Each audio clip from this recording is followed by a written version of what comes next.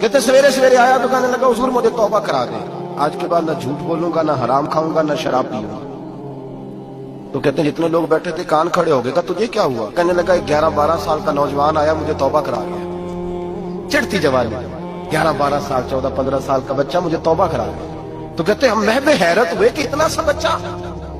تو کہتے ہیں کسی نیک باپ کا بیٹا تھا، کسی پرہیزگار ماں کا بیٹا تھا، گھر میں تربیت ہوئی۔ اتنے بچے تو خانقاہ بھی نہیں جاتے، اتنے سے بچے تھوڑی کسی ادارے کے فارغ التحصیل ہوتے ہیں، کس مدرسے سے پڑھے ہوتے ہیں؟ کہتے چھوٹی سی عمر۔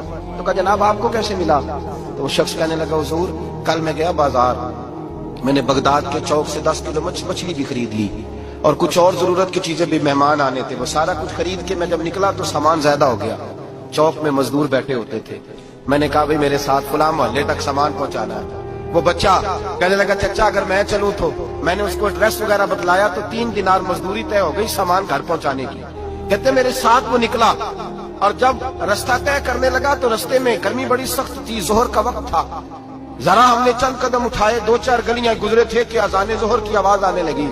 تو کہتے ہیں بڑی منت کے انداز میں، بڑی گزارش کے انداز میں میری طرف دیکھا، عمر چھوٹی سی ہے، کہنے لگا چچا اگر اجازت مل جائے تو میں ظہر کی نماز پڑھ لوں۔ کہتے ہیں میں ایک جگہ پھٹے پہ بیٹھ گیا اور گپے کرنے لگا، سامان وہاں رکھا، میں نے کہا پڑھ لے نماز۔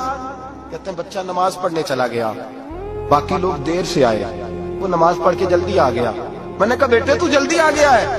کہنے لگا اس لیے جلدی آیا ہوں کہ آپ یہ نہ سمجھے یہ کام چور ہے، میں نے نفل چھوڑ دیے ہیں، فارغ ہو کے پڑھ لوں گا۔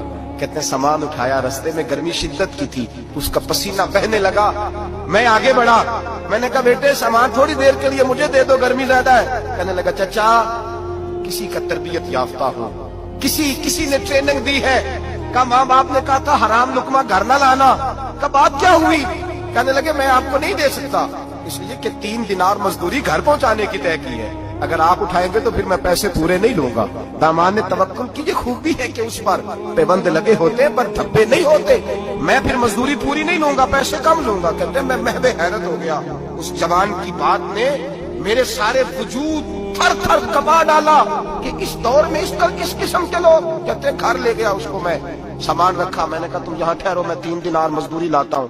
کہتے ہیں پیسے لینے گیا تو بیوی کو بتایا بڑا نیک ہے، بڑا پرہیزگار جوان ہے، کہنے لگی روٹی پکی ہوئی ہے، اسے کو دوپہر کا کھانا کھا لے۔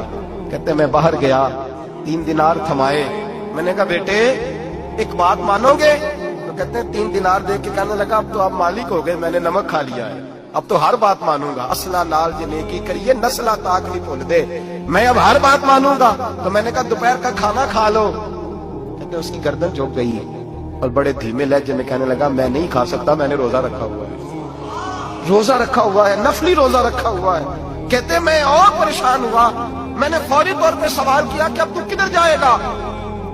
تو کہنے لگا اب میں کہیں نہیں جاؤں گا، میرے 1 دن کا خرچہ میرے ماں باپ نے جو ڈیوٹی لگائی ہے وہ 3 دینار ہے، پورا ہو گیا ہے، اب میں باقی جو وقت بچے گا یا قرآن پاک کی تلاوت کروں گا یا محمد عربی پہ درود و سلام کروں گا، میں اب کوئی اور کام نہیں کروں گا۔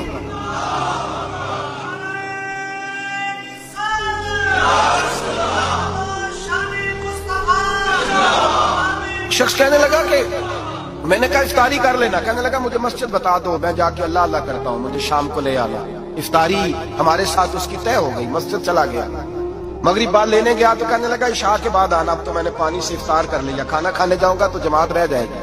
کہتے ہیں عشاء کے بعد میں لایا، اس کو کھانا کھلایا، رات گہری ہو گئی تو میں نے کہا تو سو نہیں جاتا؟ کہنے لگا کوئی حرج نہیں، کبھی دور مزدوری کرنے نکل جاؤں تو رہ بھی جاتا ہوں، گھر والوں کو پتا ہے۔ کہتے میں نے مسافر خانہ کھولا، یوں سمجھیے ڈرائنگ روم بیٹھک میں نے کھولی، اس کو سلا دیا، میں اور میری بیوی اپنی معذور بیٹی کو روٹی دینے گئے اور ہم نے جا کے اس کو کھانا کھلایا جو ٹانگوں سے معذور تھی، اور ساتھ کہا کہ بیٹی آج بڑا پرہیزگار جوان ہمارا مہمان ہے، آج چڑھتی جوانی اور تقوی کی روشنی اس کے چہرے سے چمکتی ہے، کیا بات ہے، بڑے ہی اچھے گھرانے کا تربیت یافتہ ہے۔ کہتے ہیں بچی کو کھانا کھلا کے لوٹے، اپنے کمرے میں سو گئے، بیٹی اپنے کمرے میں لیٹ گئی، ترس گئے تھے کہ بیٹی قدموں پہ چلے۔ تہجد کا وقت ہوا تو دروازے پہ دستک ہوئی، بڑی بے چینی کے ساتھ اٹھے میاں بیوی، کون ہے؟ بیٹی کی آواز آئی ابا جی دروازہ جلدی کھولیں۔ کہتے ہیں کلیجے پھٹنے لگے، ذہن بکھرنے لگے، سوچے ہیں کہ وہ 2-1 منٹ ہمارے اوپر پہاڑ بننے لگے، دروازہ کھولا تو وہ بیٹی جس کے لیے ترس گئے تھے کبھی چلے گی، وہ اپنی ٹانگوں پہ کھڑی ہے، کبھی دوڑ کے ادھر جاتی، کبھی دوڑ کے ادھر آتی، बेटियां परेशानी का फोन कर दे तो फिर भी आंसू निकल आते हैं, और बेटी घर में खुशी आ जाए तो फिर भी माँ बाप रो के ही शुक्र अदा करते हैं। इनके लिए रोते ही रहते हैं, कहते मैं तड़प गया। बीवी भी रोने लगी, बेटे ये क्या हुआ? हम तो मायूस होने लगे थे माज़अल्लाह कि अब तो ठीक नहीं होगी, क्या हुआ? कहने लगे अब्बा जी अम्मा जी आपने बताया ना नेक जवान आया है, नेक आया है। तो मैं आप चले गए तो मेरे दिल में ख्याल आया, ऐ अल्लाह अगर वो वाकई नेक है तो उसके सदके मुझे शिफाई अता फरमा दे। या अय्युहल्लज़ीना आमनू इत्तक़ुल्लाह वब्तगू इलैहिल वसीला, ऐ अल्लाह सेहत ही दे दे। कहते अभी मेरी दुआ भी पूरी नहीं हुई कि मेरा वजूद हरकत करने लगा, और ये देखो मैं उठ के खड़ा हो गई हूँ।